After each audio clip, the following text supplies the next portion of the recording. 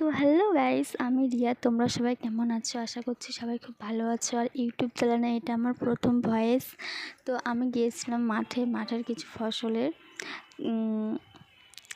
কিছু ফসলের মানে ফুলগুলো খুব সুন্দর লাগছে দেখতে। তো সেটাই তোমাদের সাথে শেয়ার করছি। এটা কিন্তু আমাদের ফসল না, লোকের ফসল। আর আমাদের নিজস্ব কোনো জমি নেই, মানে বাবার বাড়িতে নিজস্ব কোনো জমি নেই। তো কালো জিরে ছিল এখানটায়, তারপর সামনে ছিল গমের জমি। তারপরে আর এই ফুলগুলো আরও বড় হয়ে তারপরে এইগুলো বাজারে তুললে গেঁথে তারপর বাজারে বিক্রি হবে।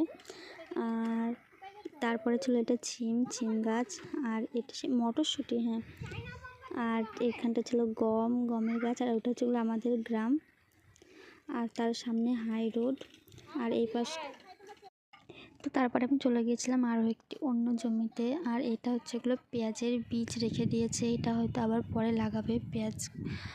আর এখানটা সানসেটটা খুবই সুন্দর লাগছে দেখতে। আর আমার ভিডিওটা তোমাদের কেমন লেগেছে, নতুন ভিডিওটা অবশ্যই কমেন্ট করে জানিও। তো টাটা।